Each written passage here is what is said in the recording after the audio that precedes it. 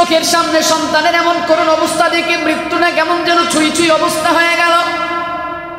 বাবার দিলের মধ্যে সন্তানের জন্য বড় মায়া। রাতের অন্ধকারে লুকমান আলাইহিস সালাতু ওয়াস সালাম সন্তানের মায়ায় পড়ে সিজদায় পড়ে আল্লাহর কাছে কাঁদেন, আল্লাহ চোখের সামনে সন্তানের এমন দুরবস্থা আর ভালো লাগে না, বড় কষ্ট হয়, মালিক কোনো একটা ব্যবস্থা তুমি করে দাও। আল্লাহর কাছে দোয়া করতেছে। ওই রাতের অন্ধকারেই তাহাজ্জুদের সময় লুকমান আলাইহিস সালাতু ওয়াস সালাম যখন দোয়া করলেন, লুকমান আলাইহিস সালাম তো আল্লাহর একজন ওলি বুজুর্গ মানুষ ছিলেন, বড় আল্লাহর পেয়ারা বান্দা ছিলেন, দোয়া কবুল হয়ে গেছে।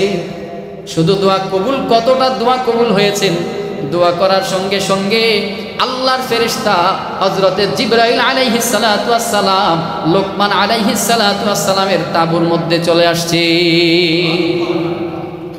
তাঁবুটা কেমন যেন আলোয় আলোকিত হয়ে গেল, নূরে নূরান্বিত হয়ে গেল। আগন্তুক একজন সাদা ধবধবে একজন ব্যক্তি, আগন্তুক ব্যক্তিটা লুকমান আলাইহিস সালাতু ওয়াস সালামের সন্তানের কাছে গিয়ে বসলো। সন্তানকে ডাক দিয়ে বলে, কাইফা হালুকা ইয়া ওয়ালাদ, সন্তান কেমন আছো? সন্তান বলেন আলহামদুলিল্লাহ। মুসিবতের মধ্যেও বলেন আলহামদুলিল্লাহ, আল্লাহ আমাকে ভালো রেখেছেন, বড় ভালো আছে। বলে তোমার পায়ের কি অবস্থা? বলে পায়ের এই অবস্থা দেখেন, তারপরেও আল্লাহ আমাকে ভালো রাখছেন, আলহামদুলিল্লাহ। আগন্তুক ব্যক্তি বলে, আরাফতানি ইয়া ওয়ালাদ, সন্তান আমি কে, তুমি আমাকে চিনো? মান আনা। সন্তান বলে, না না আমি আপনাকে চিনি না। মান আনতা, কে আপনি? আনা জিবরাইল, আমি সাইয়্যিদুল মালাইকা, ফেরেশতাদের সরদার জিবরাইল আলাইহিস সালাম। এই সন্তান, আল্লাহ আমাকে তোমার কাছে পাঠাইছেন তোমার হালত দেখার জন্য। কই দেখি তোমার পাটা একটু আমাকে দেখাও। জিবরাইল আলাইহিস সালাতু ওয়াস সালাম লুকমান আলাইহিস সালামের সন্তানের পায়ের মধ্যে যখন রেখে একটু হাতটা মুইছা দিলেন, সঙ্গে সঙ্গে পাটা পূর্বের চাইতেও আরো ভালো হয়ে গেল। সন্তান ডাক দিয়ে বলেন, বাবা উঠেন, মাথা উঠান, দেখেন আমার পা ভালো হয়ে গেছে, সুস্থ হয়ে গেছে। জিবরাইল আলাইহিস সালাতু ওয়াস সালাম ডাক দিয়ে বলে, রে সন্তান, জানো আল্লাহ তাআলা তোমাকে কেন এই মুসিবত দিয়েছেন, কেন এই বিপদ দিয়েছে তুমি জানো? যেই এলাকায় তুমি রওনা করেছ ওই এলাকার লোকজন পয়গম্বরের সাথে বেয়াদবি করার কারণে, পয়গম্বরের সাথে বেয়াদবি করার কারণে ওই এলাকাতে আল্লাহ তাআলা পাথরের বৃষ্টি নিক্ষেপ করতেছেন, আযাব দিয়ে দিয়েছেন পাথরের বৃষ্টি। এ সন্তান, এই মুসিবতের সময় যদি তোমরা, এই আযাবের সময় যদি তোমরা ওই পয়গম্বরের এলাকায় প্রবেশ করতা, বলে খারাপ মানুষের সঙ্গে সঙ্গে আযাবে পতিত হয়ে তোমরাও নিক্ষিপ্ত হয়ে যাইতা। মাজিদ মুহাম্মদের সাথে আরো একবার দরুদ ইব্রাহিম পড়ব। আল্লাহুম্মা সাল্লি আলা মুহাম্মাদিন ওয়া আলা আলি মুহাম্মাদ কামা সাল্লাইতা আলা ইব্রাহিম ওয়া আলা আলি ইব্রাহিম ইন্নাকা হামিদুম মাজিদ। আল্লাহুম্মা বারিক আলা মুহাম্মাদিন ওয়া আলা আলি মুহাম্মাদ কামা বারাকতা আলা ইব্রাহিম ওয়া আলা আলি ইব্রাহিম ইন্নাকা হামিদুম মাজিদ। আলহামদুলিল্লাহ। মহান রব্বুল ইজ্জত জালাল আল্লাহ পাক রব্বুল আলামিনের দরবারে লাখো কোটি শুকর, যে দয়াময় মহান আল্লাহ পাক রব্বুল আলামিন আপনাকে আমাকে দুনিয়ার ঝামেলা থেকে মুক্ত রেখে, গুনাহের কাজ থেকে দূরে রেখে মহান মালিকের মহান হুকুম জুমার সালাত আদায় করার জন্য দুনিয়ার সবচেয়ে নিরাপদ এবং শান্তির জায়গা বাইতুল্লাহ শাখা তথা দক্ষিণ বনশ্রী জামে মসজিদ 4-এ আল্লাহ তাআলা আপনাকে আমাকে আসার সুযোগ দান করেছেন। এজন্য অন্তর থেকে একবার কালেমাতুশ শুকর আদায় করব, আলহামদুলিল্লাহ। আল্লাহ। আলোচনা চলছিল ইবাদতে স্বাদ পাওয়ার উপায়গুলো কি। বান্দার প্রতি আল্লাহ তাআলার অন্যতম নিয়ামত হচ্ছে ইবাদতে স্বাদ অনুভব করা। আল্লাহ পাক রব্বুল আলামিন আপনাকে আমাকে দুনিয়াতে পাঠিয়েছেন তার ইবাদতেরই জন্য। রব্বুল ইজ্জত জালাল আল্লাহ তাআলা আপনাকে আমাকে পাঠাইছেনই কার গোলামি করার জন্য? আল্লাহ তাআলা দুনিয়াতে পাঠিয়েছেনই তার ইবাদতের জন্য, ইবাদত করার জন্য। ওমা খালাকতুল জিন্না ওয়াল ইনসা ইল্লা লিয়াবুদুন। আল্লাহ তাআলা তো আপনাকে আমাকে পাঠিয়েছেনই তার দাসত্ব করার জন্য, গোলামি করার জন্য, ইবাদত করার জন্য। ইবাদত আপনার আমার কাজ, এটা করতেই হবে, যেহেতু আল্লাহ ইবাদতের জন্যই পাঠিয়েছেন, এটা করাই লাগবে। ভালো লাগলেও ইবাদত করতে হবে, খারাপ লাগলেও ইবাদত করতে হবে, কষ্ট হলেও করতে হবে। যেহেতু আল্লাহ তাআলা আপনাকে পাঠাইছেন, আমাকে পাঠিয়েছেন ইবাদতের জন্য, তাহলে ভালো লাগলেও করতে হবে, খারাপ লাগলেও করতে হবে, কষ্ট হলেও করতে হবে, যন্ত্রণায় থাকলেও করতে হবে, আরাম আয়েশে থাকলেও করতে হবে। যেই হালতেই থাকি না কেন দাসত্ব করব কার? আল্লাহ।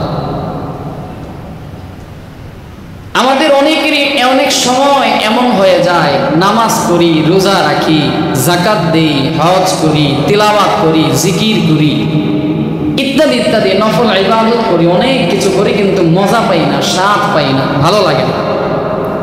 বুকের জমিনটা যেন শুষ্ক মরুভূমিতে রূপান্তরিত, পরিবর্তিত হয়ে গেছে, যাতে কোনো ধরনের কোনো উর্বরতা খুঁজে পাওয়া যায় না, উর্বর হচ্ছে না। বাস্তবতা দেখেন, দুনিয়ার সব কিছুতেই আমরা ভালোটা তালাশ করি, ভালোটা খুঁজি। বাজারে আম কিনতে গেলেই আগে দোকানদারের কাছে যাচাই করি ভালো কোনটা, কি বলেন ঠিক না? মাছ কিনতে গেলে যাচাই করি ভালো কোনটা, চাল কিনতে গেলে তালাশ করি, খোঁজ নেই স্বাদ কোনটা, কোন চালটা খেতে মজা হবে, কোন মাছটা নদী, কোন মাছটা সাগরের, কোন মাছটা খেতে ভালো লাগবে, মজা পাওয়া যাবে, কোন আমটা কিনলে মজা পাওয়া যাবে, কোন আমটা স্বাদের, আম্রপালি স্বাদের নাকি কাটিমন স্বাদের, নাকি কি বলে বাড়িফোর স্বাদের, না বেনানা আম স্বাদের, এগুলো তালাশ করি। ফল ফুল কিনি, যেটাই কিনি, দুনিয়ার হালতটা, দুনিয়ার নেশারটাই আমাদের এরকম। যে কোনো ক্ষেত্রে, যে কোনো ব্যাপারে ভালোটা তালাশ করি, স্বাদেরটা তালাশ করি, সুন্দরটা তালাশ করি, যাই কিছু করি যাচাই বাছাই করে দুনিয়াতে ক্রয় বিক্রয় যে কিছুই করি। আত্মীয়তা করতে গেলেও ভালোর সাথে সম্পর্ক করি, কন্যা বিয়ে দিতে গেলেও ছেলেটা ভালো খুঁজি, মেয়ে বিয়ে দিতে গেলেও ছেলেটা ভালো খুঁজি। দুনিয়ার হার লাইনে প্রতিটা ক্ষেত্রে ভালো তালাশ করি, সুন্দর তালাশ করি, মজার তালাশ করি, স্বাদের তালাশ করি, খুঁজি। কিন্তু আফসোসের ব্যাপার হলো ইবাদতের ক্ষেত্রে আমরা স্বাদ তালাশ করি না, মজা তালাশ করি না, ভালোটা তালাশ করি না। এক্ষেত্রে আমি ভালোটা তালাশ করতে পারি না। কোন ইবাদতের ক্ষেত্রে কেন আমরা এই মজাটা পাই না? অথচ পয়গম্বর আকরাম সাল্লাল্লাহু আলাইহি ওয়াসাল্লাম বলেন,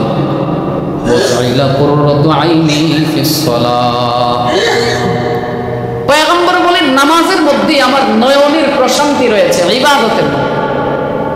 ইবাদতে পয়গম্বর প্রশান্তি পান, খুঁজে পান, মজা খুঁজে পাইতেন, নয়নের প্রশান্তি।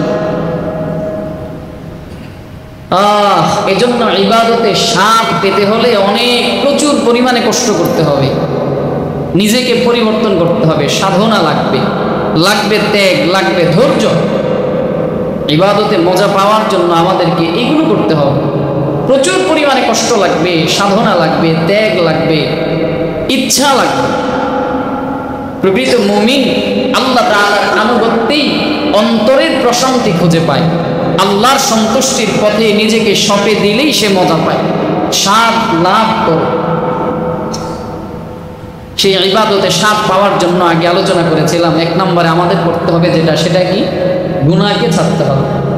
ইবাদতে মজা পাওয়ার জন্য গত জুমার আলোচনা ছিল, গুনাহকে পরিহার করতে হবে, বর্জন করতে হবে, তাহলে ইবাদতে স্বাদ পাওয়া যাবে। আর আসেন 2 নম্বর, ইবাদতে স্বাদ পাওয়ার জন্য, ইবাদতের স্বাদ পাওয়ার আগে আপনাকে আমাকে আগে ঈমানের স্বাদ পাওয়া লাগবে। কিসের স্বাদ? ইমানের মজা পেতে হবে। যদি ইমানের মজা পাওয়া যায় তো ইবাদতেরও স্বাদ পাওয়া যাবে, ইবাদতেও মজা পাওয়া যাবে। ইবাদতে মজা তালাশ করার আগে ইমানের মজাটা তালাশ করা জরুরি।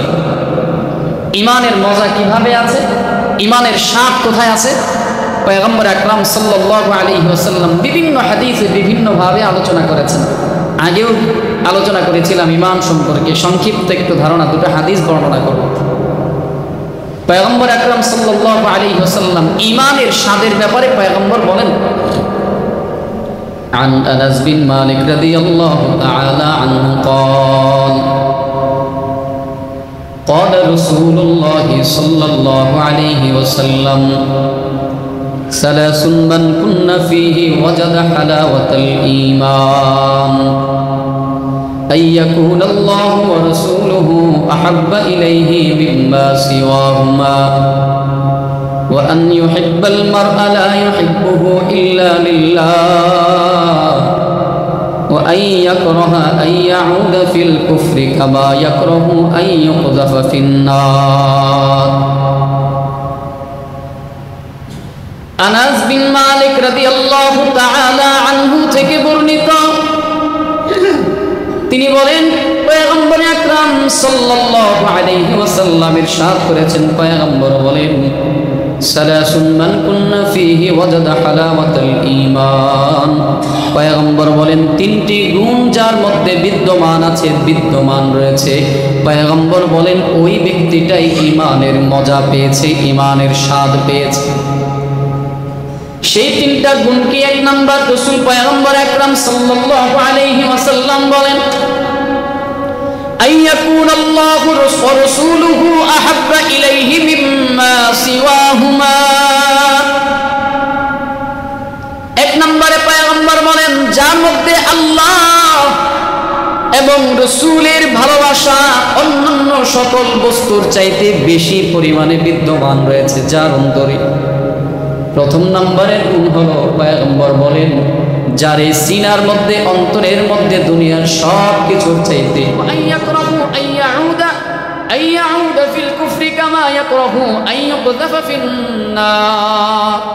পয়গম্বর বলেন তিন নম্বর গুণ হলো যে ব্যক্তির মধ্যে তিন নম্বর গুণটা বিদ্যমান থাকবে ওই মানুষটাও ঈমানের স্বাদ পেল, ঈমানের মজা পেল। তিন নম্বর গুণটা হলো যে ব্যক্তি ঈমান গ্রহণের পর ওই ব্যক্তি কুফরিতে ফিরে যাওয়াটাকে এত পরিমাণে আইয়াকরাহু, এত পরিমাণে ঘৃণা করে। বলে কতটা ঘৃণা করে? বলে মানুষ আগুনে নিক্ষিপ্ত হওয়াটাকে যতটা ঘৃণা করে, অপছন্দ করে, বলে আগুনে নিক্ষিপ্ত হওয়াটাকে যতটা ঘৃণা করে, কামা ইয়াকরাহু আইয়ুকযাফা ফিন্নার, আগুনে নিক্ষিপ্ত হওয়াটাকে যতটা ঘৃণা করে, যতটা অপছন্দ করে, ঠিক ঈমান গ্রহণের পরে কুফরিতে ফিরে যাওয়াটাকেও ততটা ঘৃণা করে। ঈমান আনয়নের পরে কুফরি করাটাকে এত অপছন্দ করে, আইয়াকরাহু এতটা ঘৃণা করে, কতটা? কামা ইয়াকরাহু আইয়ুকযাফা ফিন্নার, আগুনে নিক্ষিপ্ত হওয়াটাকে যতটা ভয় পায়, আগুনে নিক্ষিপ্ত হওয়াটাকে যতটা অপছন্দ করে। বলেন আপনি আমি আগুনে নিক্ষিপ্ত হওয়াকে পছন্দ করব? কে আছেন যে আগুনে নিক্ষিপ্ত হওয়াকে পছন্দ করি? আমরা কেউ নাই।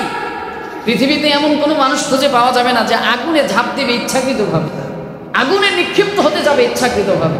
তো রাসূল বলেছেন ঈমান গ্রহণের পরে কুফরিতে ফিরে যাওয়াটাকে এতটাই অপছন্দ করবে আগুনে নিক্ষিপ্ত হওয়ার মতো। তাহলে যার মধ্যে এই তিনটা গুণ পাওয়া যাবে সে ব্যক্তি ঈমানের মজা পেল। এক নাম্বার গুণ হলো আল্লাহ এবং আল্লাহ রাসূলের ভালোবাসা দুনিয়ার সব কিছুর চাইতে বেশি। পয়গম্বর সাল্লাল্লাহু আলাইহি ওয়াসাল্লাম দুই নাম্বার গুণ বললেন, একজন আরেকজনকে পছন্দ করবে, ভালোবাসবে, তার পিছনে কারণ খুঁজবে আল্লাহ। তিন নাম্বার কারণ হলো, তিন নাম্বার গুণ হলো আগুনে নিক্ষিপ্ত হওয়াটাকে যতটা অপছন্দ করবা, ঠিক ঈমান থেকে কুফরিতে ফিরে যাওয়াটাকেও ততটাই অপছন্দ করবা, ঘৃণা করবা। তাহলে এই তিনটা গুণ যার মধ্যে আছে সে ব্যক্তি ঈমানের মজা পেল, ঈমানের স্বাদ পেল। আরো একটা হাদিসের দিকে যদি তাকাই, عن عباس رضي الله تعالى عنه قال قال رسول الله صلى الله عليه وسلم ذاق طعم الإيمان মান রাদিয়া বিল্লাহি রাব্বান ওয়া বিল ইসলামি দীনা ওয়া বিমুহাম্মাদিন রাসূলা।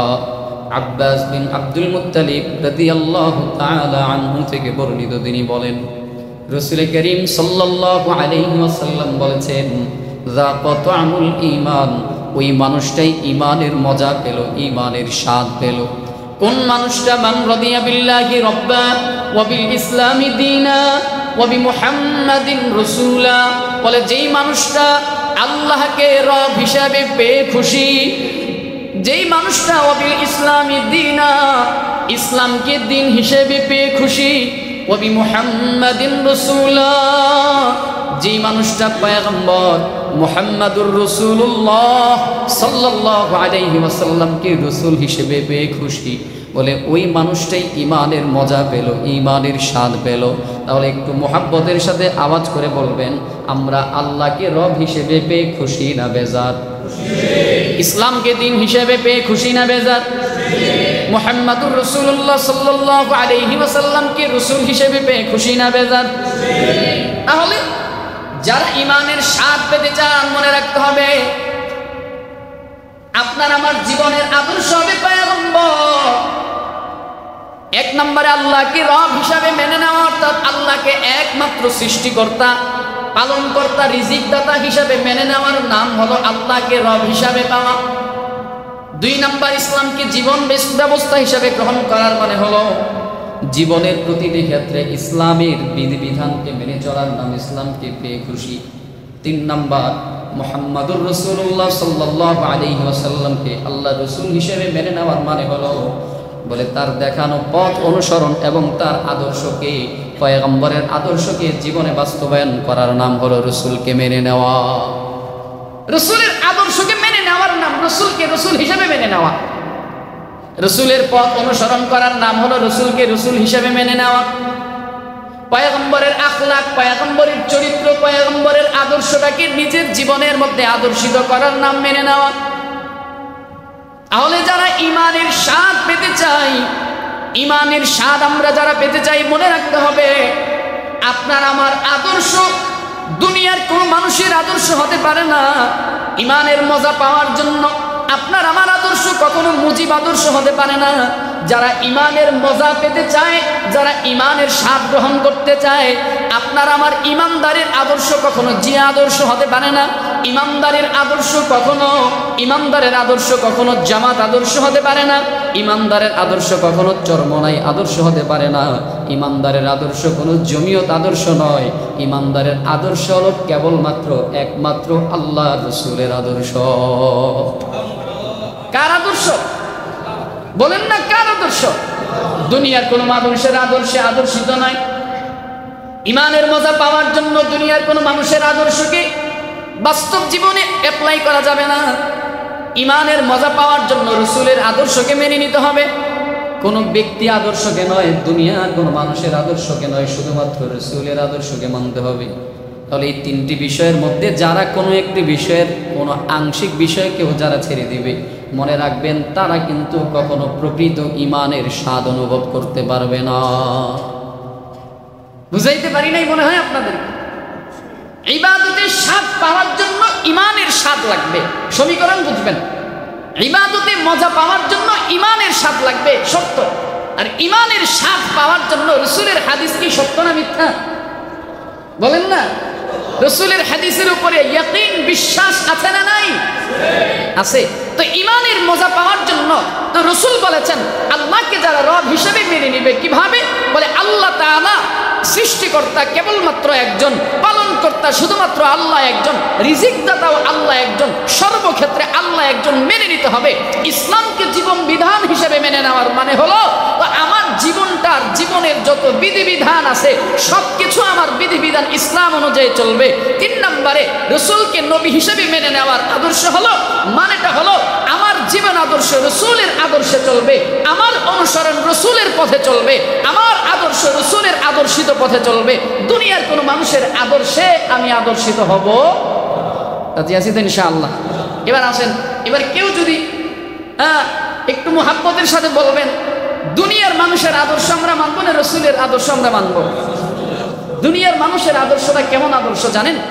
বলে দুনিয়ার মানুষের আদর্শটা হলো চাঁদাবাজির আদর্শ, দুনিয়ার মানুষের আদর্শটা হলো জুলুমবাজির আদর্শ, দুনিয়ার মানুষের আদর্শটা হলো পাথর মেরে মেরে প্রকাশ্যে মানুষকে খুন করার আদর্শ, দুনিয়ার আদর্শ হলো আয়না ঘরের মধ্যে মানুষকে ঢুকা রাখা মানুষকে কষ্ট দেওয়ার আদর্শ, দুনিয়ার আদর্শটা হলো নিজের মতের ইচ্ছার বিরুদ্ধে গেলেই আরেকজনকে গালিগালাজ করার আদর্শ, অন্য মুসলমানকে কষ্ট দেওয়ার আদর্শ। এটাই দুনিয়ার মানুষের আদর্শ। এবার কেউ যদি দুনিয়ার মানুষের আদর্শ গ্রহণ করে তো আয়না ঘরে ঢুকতে পারবে, কেউ যদি দুনিয়ার মানুষকে আদর্শ হিসেবে গ্রহণ করে প্রকাশ্যে মানুষকে পাথর মেরে মেরে মানুষকে হত্যা করতে পারবে, কেউ যদি দুনিয়ার মানুষকে আদর্শ গ্রহণ করে তো মতের বিরুদ্ধে গেলেই তাকে গালিগালাজ করতে পারবে, তাকে লাঞ্ছনা করতে পারবে, মানুষকে কষ্ট দিতে পারবে। কি ঠিক না? এগুলো আমরা দেখি, বাস্তবতা আমরা দেখতে পাচ্ছি, বাস্তব প্রমাণ এগুলো আমরা দেখি।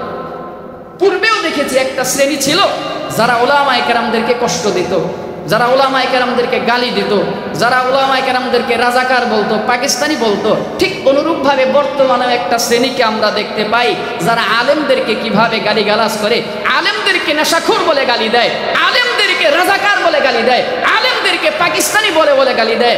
আমরা এটা স্বচক্ষে বর্তমানেও আমরা দেখতে পাই। কি ঠিক কিনা? দেখা যায় আলেমদেরকে রাজাকার বলে গালি দেয়, বর্তমানেও আলেমদেরকে পাকিস্তানি বলে গালি দেয়, বর্তমানেও আলেমদেরকে নেশাখোর বলে গালি দেওয়া হয়। মনে রাখবেন, এটা দুনিয়ার মানুষের আদর্শ। আপনার আমার রাসূলের আদর্শ কখনো এটা হতে পারে? সালামের বিপদের দিকে তাকান। ইউনুস আলাইহিস সালাম কেমন বিপদের মধ্যে ছিলেন সংক্ষেপে বলি। এলাকার লোকজন ইউনুস আলাইহিস সালামকে বের করে দিলেন। ইউনুস পয়গম্বর এলাকার মধ্যে থাকতে পারলেন না, এলাকার লোকজন ইউনুস পয়গম্বরকে এলাকা থেকে বের করে দিলেন। এলাকায় থাকতে পারবা না, বের হয়ে যাও। ইউনুস পয়গম্বর এলাকা থেকে বের হয়ে গেলেন, অন্য কোন দেশে চলে যাবেন। যাওয়ার জন্য তিনি নদীতে পাড়ি দেওয়ার জন্য তিনি কিস্তিতে উঠলেন। কিছু দূর যাওয়ার পরে কিস্তির লোকজন ইউনুস আলাইহিস সালামকে কিস্তির মধ্যে থাকতে দিল না, বলে তোমাকে থাকতে দিব না। ধাক্কা দিয়ে ইউনুস পয়গম্বরকে পানির মধ্যে ফেলে দিলেন।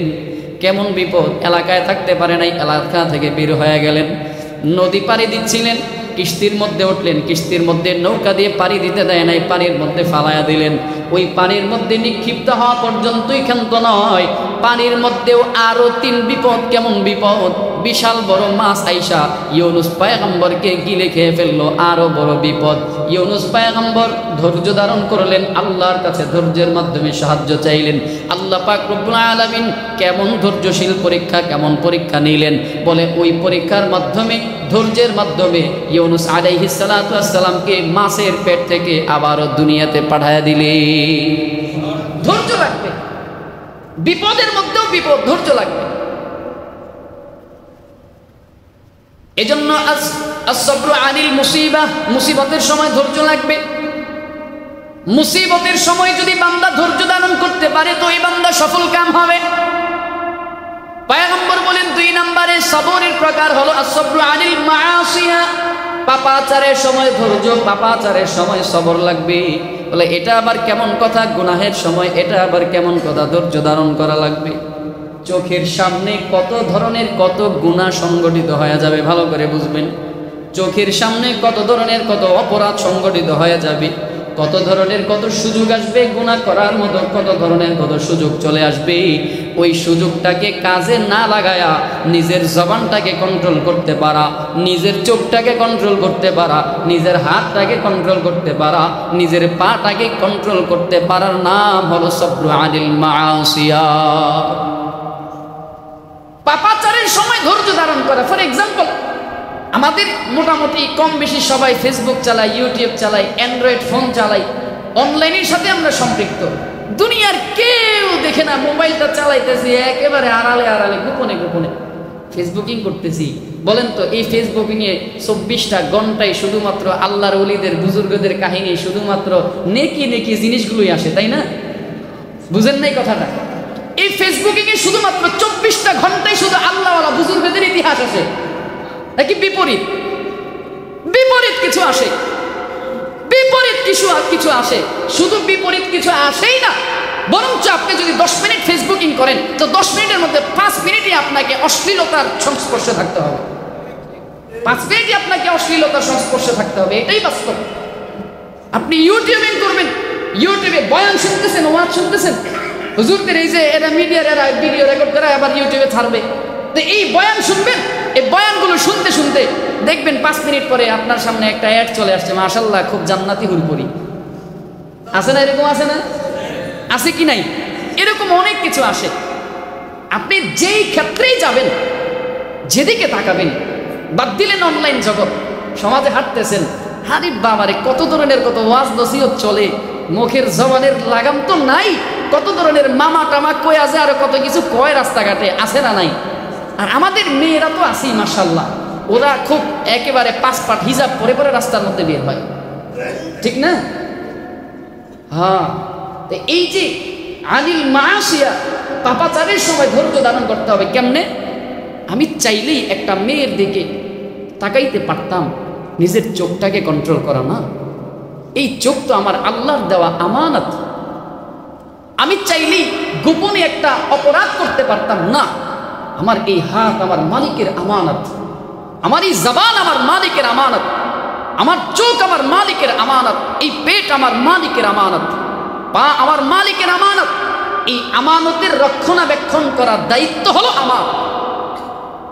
এজন্য বান্দার হাতে অনেক সময় অনেক সুযোগ আসবে, ওই সুযোগটাকে কাজে না লাগায়া হাতটাকে, পাটাকে, জবানটাকে, কানটাকে, সবকিছুকে কন্ট্রোল করতে পারার নাম হলো আসসাবরু আলাল মাসিয়া। কন্ট্রোল করতে পারার না, অপরাধের সময় নিজেকে কন্ট্রোল করতে পারা, গুনাহের সময় নিজেকে কন্ট্রোল করতে পারা। পারবো তো ইনশাআল্লাহ? রাজি আছি তো ইনশাআল্লাহ? একটু নিজেকে চেষ্টা করলে অনেক কিছু সম্ভব, নিজের দিলটাকে একটু চেষ্টা করলে অনেক কিছু সম্ভব, অসম্ভব কিছু না। 3 নম্বরে পয়গম্বর আকরাম সাল্লাল্লাহু আলাইহি ওয়াসাল্লাম বলেন, আসসাবরু আলাল ইবাদা, সবরের 3 নম্বর প্রকারভেদ হলো ইবাদতের ক্ষেত্রে সবর অর্জন করা, আল্লাহ ও তার রাসূলের আনুগত্যের ক্ষেত্রে সবর অর্জন করা। আসসাবরু আনিত তাআ, আবার কেউ কেউ এটাও বলেন 4 নম্বর প্রকার। আসসাবরু আনিত তাআ, আসসাবরু আনিল ইবাদা, বলে ইবাদতের ক্ষেত্রে সবর অর্জন করা, ধৈর্য ধারণ করা, আল্লাহ তাআলার হুকুমের সামনে ধৈর্য ধারণ করা। বলে কেমনে ধৈর্য ধারণ করব? আল্লাহ তাআলার হুকুমের সামনে নিজেকে ধৈর্য ধারণ করতে হবে। পয়গম্বর ইব্রাহিম আলাইহিস সালাতু ওয়াস সালাম দীর্ঘ সাধনার পর 100 বছর পরে গিয়ে সন্তান পাইলেন। আল্লাহ তাআলার হুকুমে ইসমাঈল আলাইহিস সালাম আসলো, আসার পরে আল্লাহ তাআলার আদেশ, ইব্রাহিম এই সন্তানকে তুমি রাখতে পারবে না, যাও যাও এই সন্তানকে বনবাসের মধ্যে পাঠায়া দাও। আল্লাহর হুকুম আসলো, 1 মুহূর্তেও দেরি নয়, কোনো না নাই, সঙ্গে সঙ্গে ইব্রাহিম সন্তানকে এবং স্ত্রীকে বনবাসের মধ্যে পাঠায়া দিলেন। আবার দীর্ঘ সময় পরে যখন, আবার দীর্ঘ 14-16 বছর পরে যখন নিজের সঙ্গে চলার মতো করে উপযোগী বয়সে রূপান্তরিত হয়ে গেল, আল্লাহ তাআলার দ্বিতীয়বারের আবার আদেশ, ইব্রাহিম এই সন্তানকে আদর নয়, এই সন্তানকে আমার রাহে কোরবানি করে দাও। আল্লাহর আদেশের সামনে, আল্লাহর হুকুমের সামনে ধৈর্য ধারণ করে ইব্রাহিম পয়গম্বর ইসমাইলকে জবাই করার জন্য মিনার দিকে নিয়ে যাইলেন। বলে ধৈর্য ধারণের সাথে আল্লাহ তাআলার হুকুমটা, ইবাদতটা, আল্লাহর আদেশটা তিনি মানার কারণে আল্লাহ তাআলা ইব্রাহিম পয়গম্বর থেকে এমন মধুর একটা বিষয় বের করে দিলেন। বলে ইসমাইলকে তো দুনিয়াতে জিন্দা রাখলেনই, বলে ইসমাইল থেকে আখিরি জামানার পয়গম্বর থেকে বের করে দিলে, ইসমাইল থেকে আখিরি পয়গম্বর বের করে। এজন্য 3 নম্বর সবর হলো আসসাবরু আনিল ইবাদা, ইবাদতের ক্ষেত্রে ধৈর্য ধারণ করা। ধরবো তো ইনশাআল্লাহ? রাজি আছি তো ইনশাআল্লাহ? বাস্তবতার সাথে আরেকটু মিলে আনেন, দেখেন না ইবাদতের ক্ষেত্রে আমাদের ধৈর্যটা কেমন, কতটুকু আমরা ধৈর্য ধারণ করতে পারি। দুনিয়াদারির সময় আমাদের বিশাল সময় হয়, কিন্তু নামাজের ডাক আসলে যাচ্ছি, যাব, যাইতেছি, যাচ্ছি, যাব, যাইতেছি, একেবারে কাটায় কাটায়, একেবারে কাটায় কাটায় সময়টাকে কাটায় কাটায় মিলায়া তারপর মসজিদে ঢুকি। ইকামত হবে হবে ভাব, এমন সময় মসজিদে ঢুকি। অথচ নামাজের জন্য যদি কেউ মসজিদে অবস্থান করে, ওই অবস্থান করাটাকেও আল্লাহ তাআলা নামাজের সওয়াব দ্বারা পরিবর্তন করে দেয়। আজকে দেখলাম, আমি নিজেই তো দেখলাম, ফজরের নামাজে 1 কাতারের পিছনে অল্প কিছু লোকজন ছিল, গত সপ্তাহে বললাম, প্রায় সময় বলতে হয় আপনাদেরকে, ইবাদতের ক্ষেত্রে আমাদের ধৈর্য নাই, ইবাদতের ক্ষেত্রে আমাদের ধৈর্য নাই, ইবাদতের ক্ষেত্রে আমাদের সবর লাগবে। গুনাহের ক্ষেত্রে যেমন নিজেকে কন্ট্রোল, সবর লাগবে, ইবাদতের ক্ষেত্রেও সময় নিয়ে আল্লাহ তাআলার গোলামি করতে হবে, দাসত্ব করতে হবে। নামাজের ক্ষেত্রে যত্নবান হওয়া লাগবে, সময় দিতে হবে। সুযোগ আসছে তো ইবাদত করা, কারণ সবাই কিন্তু ইবাদত করতে পারেও না, ইবাদতের সুযোগ আল্লাহ সবাইকেও দেয় না। নামাজের সময় একেবারে পাই টু পাই ছুঁই ছুঁই অবস্থায় নামাজে ঢুকি সবার শেষে, আবার বের হই সালামটা ফিরায় সবার আগে। এমন ইতিহাস আমাদের আছে না নেই? আছে। এমন ইতিহাস আমাদের অহরহ আছে। ইবাদতের ক্ষেত্রে আমাদের ধৈর্য নাই, ইবাদতের ক্ষেত্রে ধৈর্য লাগবে। আল্লাহর দাসত্ব করে যদি আল্লাহকে সন্তুষ্টি করতে পারি, আল্লাহ তাআলা আমাকে ভিন্ন দিকে বরকত দিবেন। আমার ব্যবসা বাণিজ্য চলে যাচ্ছে, তো ইবাদতের উসিলায় আল্লাহ আমাকে ব্যবসায় বরকত দিবেন। আমার কর্মচারীরা ফাঁকি দিচ্ছেন, তো আল্লাহ নিজ কুদরতে জিম্মায় আমার কর্মচারী যারা আছে তাদেরকে শায়েস্তা করবেন। দেন না আপনি আমি আল্লাহকে সময়, আপনি আমি আল্লাহকে সময় দিই, তো আল্লাহ আপনাকে আমাকে সময় দিবেন। এটাই আল্লাহ তাআলার নিজাম, এটাই আল্লাহ তাআলার নিসাব। এর জন্য ইবাদতের ক্ষেত্রেও সবর লাগবে, ধৈর্য লাগবে। রাজি আছি ইনশাআল্লাহ? লাগবে সবর, এটা বড় গুরুত্বপূর্ণ। ওই যে বললাম, দুনিয়া এবং আখিরাতে এর ফল অনেক মিষ্টি। ছোট্ট একটা ঘটনা বলতে হয়। হযরত লুকমান আলাইহিস সালাতু ওয়াস সালাম, লুকমান আলাইহিস সালাতু ওয়াস সালাম ক্ষণে ক্ষণেই তার সন্তানকে নসিহা করতেন, উপদেশ দিতেন। একদিনের নসিহা সূরা লুকমানে পাওয়া যায়। লুকমান আলাইহিস সালাতু ওয়াস সালাম তার সন্তানকে নসিহা করতেছেন, উপদেশ দিচ্ছেন কি? ইয়া বুনাইয়া আকিমিস সালাহ ওয়া'মুর বিল মা'রুফি ওয়ানহা আনিল মুনকার ওয়াসবির আলা মা আসাবাকা ইন্না যালিকা মিন আজমিল উমুর। লুকমান আলাইহিস সালাতু ওয়াস সালাম তার সন্তানকে উপদেশ দেয়, হে আমার প্রিয় বৎস, আকিমিস সালাত, নামাজকে যথাযথভাবে আদায় করো বা নামাজ কায়েম করো। ওয়া'মুর বিল মা'রুফ ওয়ানহা আনিল মুনকার, সৎ কাজের আদেশ দাও, অসৎ কাজ থেকে বিরত থাকো। সৎ কাজের আদেশ দাও এবং অসৎ কাজ থেকে বিরত থাকো। ওয়াসবির আলা মা আসাবাকা, আপদে বিপদে ধৈর্য ধারণ করবা, মুসিবতের সময় ধৈর্য ধারণ করবা। ইন্না যালিকা মিন আজমিল উমুর, নিশ্চয়ই এটি দৃঢ় সংকল্পের কাজ, এটাই হলো চির সংকল্পের কাজ। নসিহা করলেন এখানে কয়েকটা নসিহা। এক নাম্বার নামাজের নসিহা করলেন, দুই নম্বরে সৎ কাজের আদেশ, অসৎ কাজ থেকে বিরত থাকার উপদেশ দিলেন, নসিহা করলেন। তিন নম্বরে ওয়াসবির আলা মা আসাবাকা, তোমার বিপদে আপদে ধৈর্য ধারণ করবা, বিপদের সময় ধৈর্য ধারণ করবা। সন্তানকে নসিহা করতেছে, সন্তান ইন্না মাআল উসরি ইউসরা, বিপদ আপদে ধৈর্য ধারণ করবা। ধৈর্য ধারণের পরে আল্লাহ তাআলা তোমাকে ভালো কিছু, উত্তম কিছু দান করবেন। মুসিবতে ধৈর্য ধারণ করা লাগবে, মুসিবতে ধৈর্য লাগবে। বিপদ আপদে ধৈর্য ধারণ করবা, এই বিপদ আপদ তোমার গুনাহকে ধুয়ে মুছে সাফ করে দে। বান্দা বিপদে যদি ধৈর্য ধারণ করে, মুসিবতের সময় যদি ধৈর্য ধারণ করে, এই মুসিবতে ধৈর্য ধারণ করতে পারলে মুসিবতে বান্দার গুনাহকে পরিষ্কার করে দেয়, গুনাহকে মাফ করে দেয়। মুসিবতের পরই আল্লাহ তাআলা কোনো না কোনো ভালো কিছু রেখেছেন, ভালো কিছু রাখেন। সন্তানও বড় চালাক। লুকমান আলাইহিস সালাতু ওয়াস সালাম নবী ছিলেন না, কিন্তু আল্লাহর ওলি ছিলেন। কত বড় বুজুর্গ ব্যক্তি, বলে জিবরাইল আলাইহিস সালাতু ওয়াস সালাম লুকমান আলাইহিস সালাতু ওয়াস সালামের সাথে সাক্ষাৎ করতেন।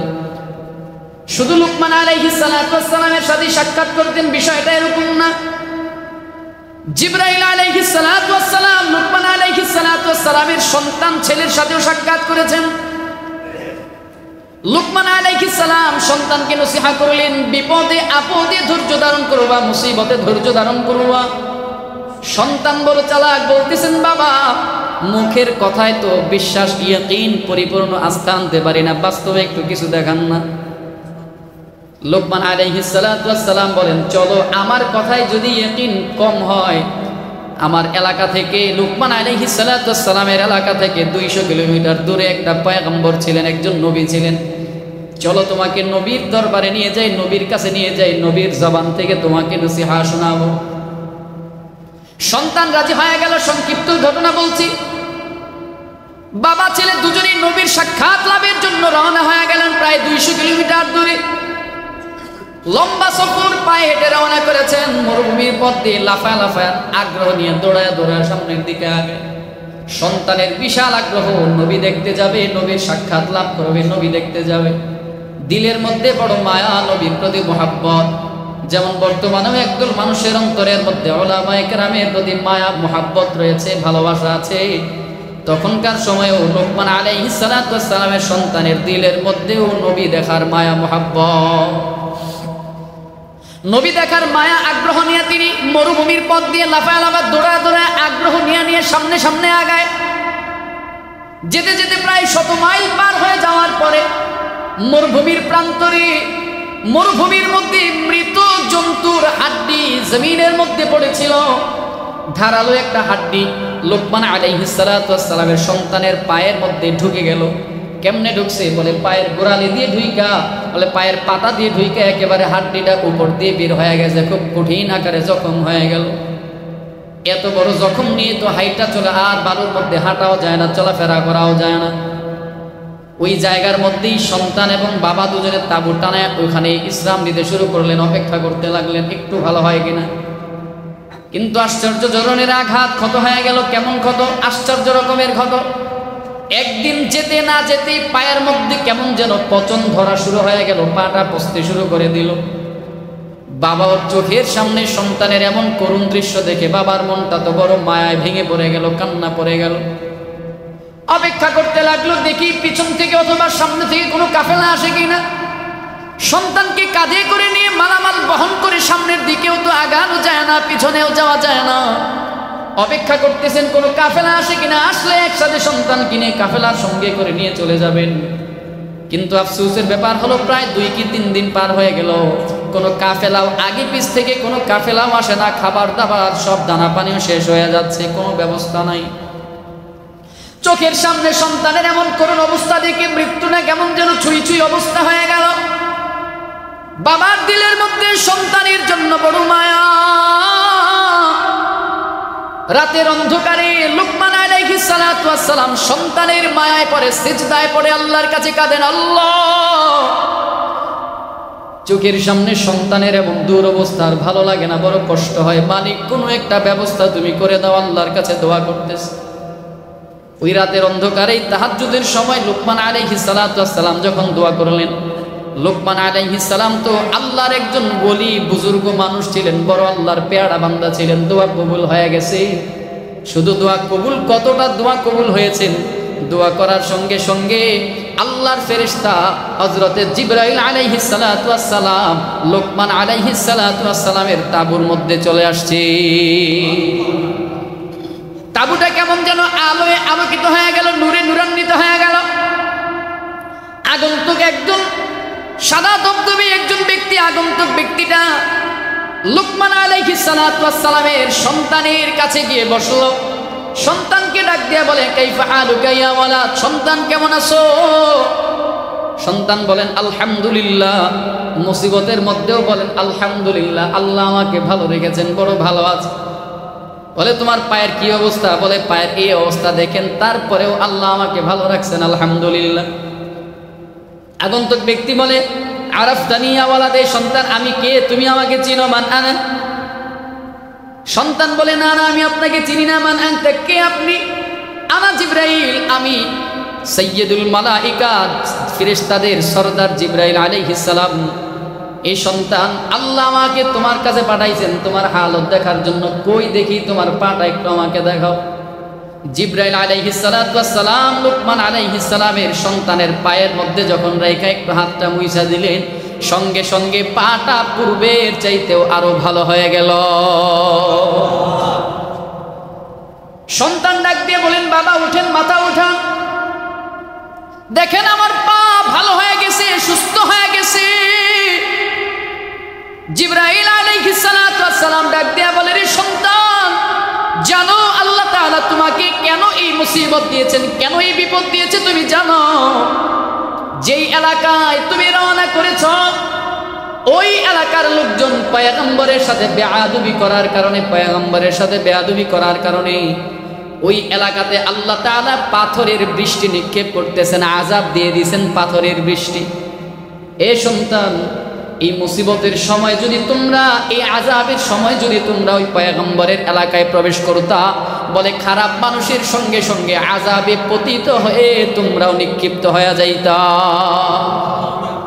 এজন্য আল্লাহ তাআলা মাঝে মাঝে ছোট ছোট মুসিবত দিয়া বড় বড় বিপদ থেকে বান্দাকে হেফাজত করে। এজন্য আল্লাহ তাআলা বান্দাকে ছোট ছোট বিপদ দিয়ে বান্দাকে বড় বিপদ থেকে হেফাজত করে। তো ওই মুসিবত আসলে ধৈর্য ধারণ করা দরকার, ধৈর্য ধারণ করা চাই। মুসিবত আসলে ধৈর্য ধারণ লাগবে। এই ধৈর্য ধারণ যদি বান্দা করতে পারে, মুসিবতে যদি বান্দা সবর অর্জন করতে পারে, তো ওই সবরের উসিলায় আল্লাহ তাআলা বান্দাকে কোনো না কোনো একটা মিষ্ট ফল আল্লাহ তাআলা তাকে দিয়ে দেন। এজন্য সবর লাগবে। সবরের মাধ্যমেও ইবাদতের স্বাদ পাওয়া যায়। আমরা ধৈর্য ধারণ করবো তো ইনশাআল্লাহ। মুসিবতে, অপরাধের সময়, নেকির সময়, সর্বহালতে ইনশাআল্লাহুল আজিজ ধৈর্য ধারণ করবো তো ইনশাআল্লাহ। আল্লাহ আমাদেরকে সাবিরিনদের অন্তর্ভুক্ত হওয়ার তৌফিক দান করুক, পড়ে না।